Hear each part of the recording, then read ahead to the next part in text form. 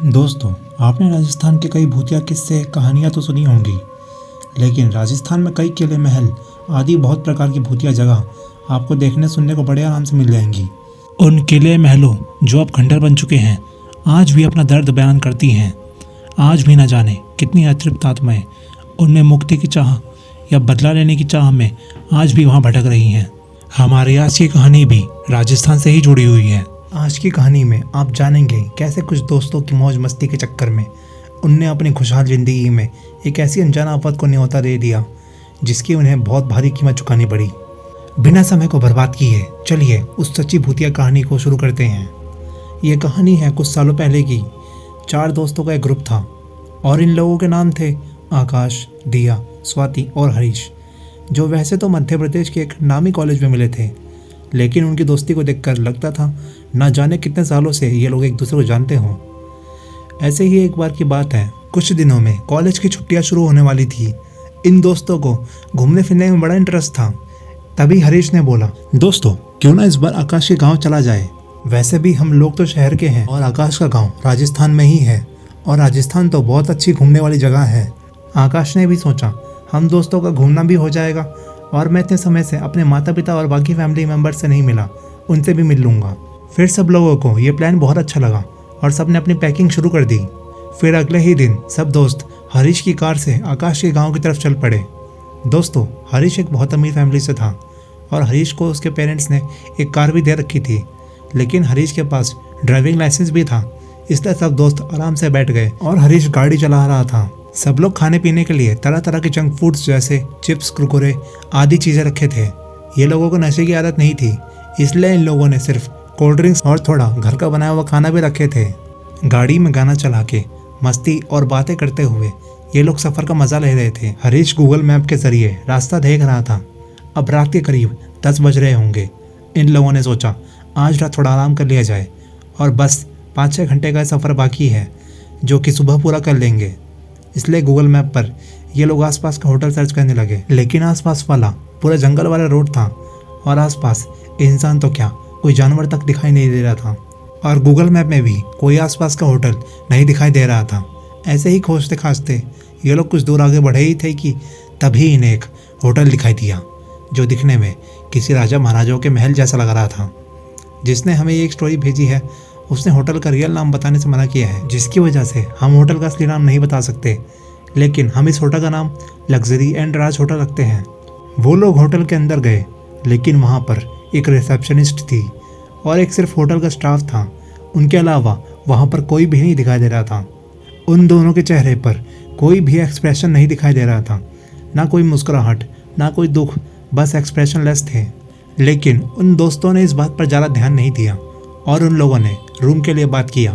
फिर 2 रूम जो पास पास ही थे उन्हें बुक कर लिया। एक रूम में ये दोनों लड़के चले गए और दूसरे रूम में ये लड़कियां चली गई।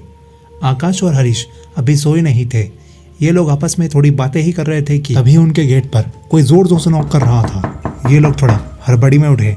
तभी एक बार और दरवाजे पर ज़ोर ज़ोर से दस्तक हुई और बाहर से दिया और स्वाति की घबराहट भरी आवाज़ आई, आकाश, हरीश जल्दी दरवाज़ा खोलो। तभी इन लोगों ने दरवाज़ा खोल दिया और स्वाति, दिया रूम के अंदर आ गई। आकाश और हरीश ने इन्हें पानी दिया। ये लोग तब जाकर थोड़ा शांत हुई। तब इन दोनों लड़कियों ने जो बताया वो सुनकर इन दोनों के भी होश उड़ गए। दिया ने बताना शुरू किया। दिया ने बोला कि हम दोनों बिस्तर पर लेटे ही थे, हमें थकान की वजह से नींद आ गई। तभी मुझे लगा कोई मुझे पैरों में गुदगुदी कर रहा है। मैंने आंखें खोलकर देखा तो वहाँ पर कोई नहीं था। पहले मुझे लगा शायद थकान और नींद की वजह से मुझे कोई वहम हुआ होगा, लेकिन तभी जब मैं दोबारा सोने को हुई तो फिर से मेरे साथ वही सेम चीज़ हुई। ऐसा लगा कि कोई पैरों में गुदगुदी कर रहा है और जब आँख खोला तो वहाँ पर कोई नहीं था। मैंने जल्दी से स्वाति को उठाकर ये सब बताया। फिर ये दोनों ये बातें कर ही रहे थे कि इन दोनों लड़कियों को बाथरूम की तरफ से किसी लड़की की गाना गुनगुनाने की आवाज़ आने लगी। ये आवाज़ सुनकर ये दोनों अब काफ़ी ज़्यादा डर चुकी थी। फिर डरते डरते स्वाति ने डरी हुई, घबराती, हकलाती हुई आवाज़ में पूछा, कौन है? तभी वो गुनगुनाने की आवाज़ अचानक से बंद हो गई। चारों तरफ अब एकदम सन्नाटा छा गया। तभी उस बाथरूम से उसी औरत की हंसने की आवाज़ आने लगी और धीरे धीरे वो हंसने की आवाज़ एक ज़ोरदार चीख में बदल गई। स्वाति, दिया ने बिना देर किए रूम से बाहर की तरफ भागे और आकाश हरीश के रूम के आगे ही जाकर रुके। आकाश ने बोला, रुको, रिसेप्शन पर कॉल करते हैं ताकि कोई हेल्प के लिए आ सके। ऐसा बोलकर जैसे ही उन लोगों ने रिसेप्शन पर कॉल किया तो किसी ने भी वहां पर कॉल नहीं उठाया। आकाश ने दोबारा कॉल किया तो किसी लड़की की गाना गुनगुनाने की और एक बच्चे की खेलने की आवाज़ आने लगी। वो आवाज़ वहां बैठे चारों दोस्तों ने सुनी और स्वाति और दिया ने डरते हुए बोला, ये वही औरत की आवाज़ है।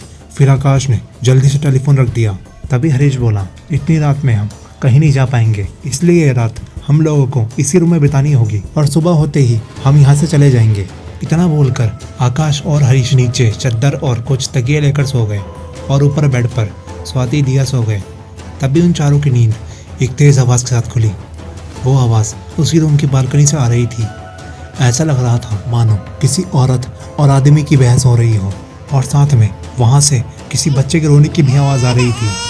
उन लोगों ने बोला, जल्दी यहाँ से भागते हैं वरना शायद आज रात के बाद हम लोग जिंदा ही ना बचे। इतना बोलकर चारों दोस्त बिना देर किए अपना सारा सामान छोड़कर वहाँ से भागे।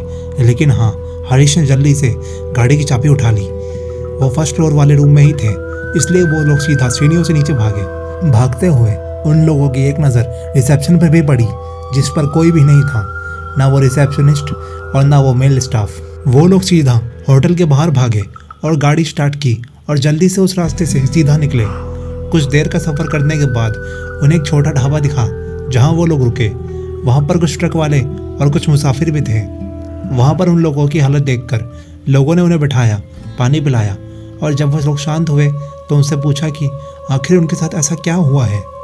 तभी उन लोगों ने अपने साथ बीती हुई हर एक घटना बताई। तब कुछ लोगों ने उन्हें बोला कि तुम लोगों की किस्मत बहुत अच्छी है जो तुम लोग जिंदा बच गए, क्योंकि जिस होटल की तुम लोग बात कर रहे हो वो कोई आम होटल नहीं है। वो राजस्थान का एक ऐसा रहस्यमयी भूतिया होटल है जो कि अमावस्या की रात को ही नजर आता है। लोग तो अमावस्या तो छोड़ो, शाम ढलते ही उस रास्ते तक से सफर नहीं करते और जो एक बार उस होटल की तरफ चला भी जाता है वो उस भूतिया होटल की शक्तियों से प्रभावित होकर उसके अंदर चला जाता है और जो एक बार अंदर चला जाए फिर उसकी लाश तक किसी को नहीं मिलती। वो चारों उस रात वहीं रुके रहे और थोड़ा सो गए और सुबह होते ही अपने सफ़र को पूरा किया। दोस्तों, ये सच्ची घटना की कहानी इतनी ही थी। उम्मीद करूँगा कहानी आपको पसंद आई होगी। कहानी आपको कैसी लगी कमेंट में ज़रूर बताइएगा। अगर कहानी आपको अच्छी लगी हो तो एक लाइक और एक सब्सक्राइब करना ना भूलें, क्योंकि हम ऐसे ही सच्ची घटना की कहानी आप तक इस चैनल के माध्यम से लाते रहते हैं। आपसे फिर मुलाकात होगी एक सच्ची डरावनी घटना की कहानी में। तब तक के लिए आप अपना ख्याल रखिएगा।